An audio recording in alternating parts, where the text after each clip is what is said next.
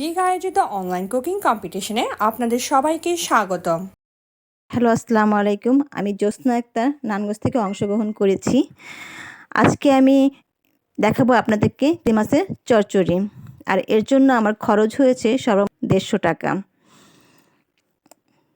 প্রথমে আমার লাগবে কাজলি মাছ 200 গ্রাম, 1 কাপ পেঁয়াজ, 1 চা চামচ মরিচ গুঁড়ো, 1 চা চামচ ধনিয়া গুঁড়ো, 1 চা চামচ হলুদ গুঁড়ো, 2 টেবিল চামচ আদা রসুন বাটা, ধনেপাতা কুচি 2 টেবিল চামচ, কাঁচামরিচ ফালি 2টা, টমেটো 2টি ও জিরা গুঁড়ো 1 চা চামচ এবং তেল নিব 1 কাপ।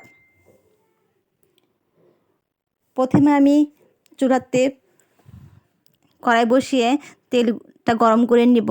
তারপর আমি পেঁয়াজ কুচি, মরিচ কুচি এবং অল্প কিছু টমেটো তেলে ভেজে নেব। পেঁয়াজটা হালকা নরম হয়ে আসলে তাতে আমি একে একে আদা রসুন বাটা, হলুদ গুঁড়ো, ধনিয়া গুঁড়ো, মরিচ গুঁড়ো, জিরা গুঁড়ো, লবণ দিয়ে ভালো করে আস্তে আস্তে মশলাগুলো কষিয়ে নেব।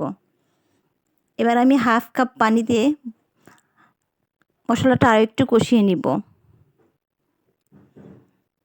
মশলা ভালো মতো কষানো হয়ে গেলে তাতে আমি কাজলি মাছগুলো দিয়ে দেব। এবার মশলাতে কাজলি মাছগুলো ভালো করে কষিয়ে নিব। ভালো মতো কষানো হয়ে গেলে মাছের উপরে আমি আরও কিছু টমেটো এবং আর অল্প একটু পানি দিয়ে মাছটাকে ঢেকে দেব যাতে ভালো মতো সিদ্ধ হয়। মাছ হয়ে গেলে আমি তার উপরে কিছু ধনেপাতা কুচি ছড়িয়ে দেব। কিছুক্ষণ পর দেখবেন তেলটা উপরে উঠে এসেছে। তৈরি হয়ে গেল আমার কাজলি মাছের চচ্চড়ি। এই রান্নাটা আমি আমার মায়ের কাছ থেকে শিখেছি। মা অনেক সময় এটা পোড়া পোড়া করে রান্না করতো, আবার অনেক সময় বেশি করে তেল দিয়ে রান্না করতো। আমি আজকে বেশি করে তেল দিয়ে রান্না করেছি। আশা করি ভিডিওটা আপনাদের ভালো লেগেছে। সবাই বেশি বেশি লাইক কমেন্ট করবেন। ধন্যবাদ। প্রতিযোগীদের তৈরি সুন্দর সুন্দর রান্নার রেসিপি পেতে আমাদের চ্যানেলটি এখনই সাবস্ক্রাইব করুন।